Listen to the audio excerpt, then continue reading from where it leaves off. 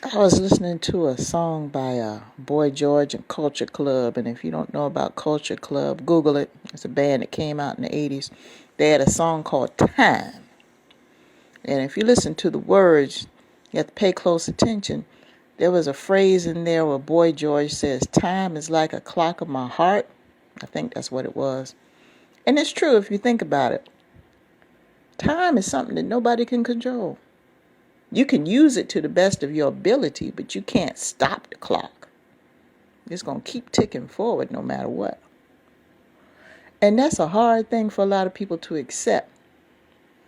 They want things to be the way it used to be at such and such a time. Don't get me wrong. As we go along in life, we all have regrets. I have regrets as well as a whole bunch of other people and other creatures on this earth. But what we do with the time that we have left is what's more important. Am I saying forget about your past? To an extent. Look at the lessons that were learned from the past and going forward, use those lessons in a means to have a more productive life and also as a way to help others who were going through what you went through. That's how you use your past. Don't waste your time with people who all they want to do is use emotional blackmail to keep you down. See, they see you ascending spiritually, financially, whatever the case may be, romantically, at a level that they didn't expect you to or didn't want you to, or they want to have it and don't want to have it. It's one of those situations, so they want to use emotional blackmail to try to put you in a headspace so you won't try to pursue or keep those things any longer. They want you to be in the same pit that they're in. Misery loves company, that's a fact. But as you start to develop a stronger spiritual relationship with your higher power, you start to identify certain characteristics in people that you know do not serve you. We have to live our lives as a sense of purpose. And in order to do that and in order to help other people, we have to be around people who serve us in some capacity or another. Now, I know this sounds selfish, but it's the truth. It doesn't have to be a financial support. It could be a source of emotional support or intellectual support. It could be romantic support. Whatever the quick case may be, the company that you keep and the circle of people that you have around you may make or break you. And it doesn't matter if they're related to you or not. This is a big-ass planet. You don't have to stay on the same same block. There's a reason why I said black, and I don't know why. I'll find out later on. Maybe I'll talk about it.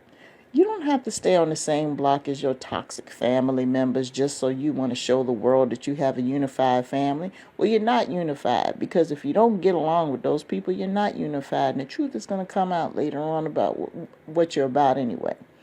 So that facade is not going to last very long. Too much energy is being spent on the wrong things. We only have so much energy as humans throughout the day to do certain things, and we have to decide how we're going to dispense that. Are we going to be constructive or destructive? Now, I've had situations in my past where people feel okay whether it was justified or not. We all go through bad patches. We all go through bad situations. For some of us, it may last a day, a week, a month, or even years. But we all go through them because that's part of the human experience. No one has lived their life perfectly, because no human is perfect. And it's during those dark times where we actually have a chance to start from the bottom and work our way up. We've reached our bottom.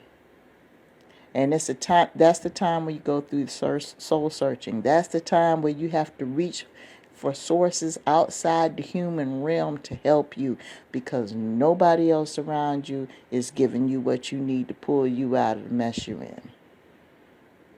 And once you have established that connection, ain't nobody who come along is going to mess that up. They may try. But you have to be careful who you have around you. I have said this in numerous audios before. Be careful who you have around you.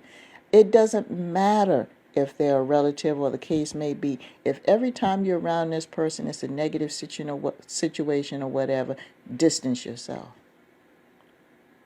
Oh, they might not be around much longer. Possibly so, especially if they're in a negative headspace. If they're in a negative headspace, they ain't going to be around longer no way. And I'm not saying this as a threat. That's just the way the universe works. They're not going to let somebody have a fruitful life on this earth operating in a negative energy. It doesn't work that way. That's contrary to universal law. So unless they're willing to make those changes and make that connection and operate in a proper space, no, they're not going to live long. So it doesn't matter whether you're present or not. Their time is limited anyway because of the type of energy they exude.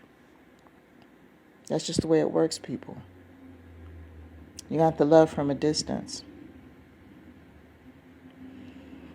So from this point on, just tell yourself, every day is a blessing, and I'm going to use the time that's given to me to the best of my ability.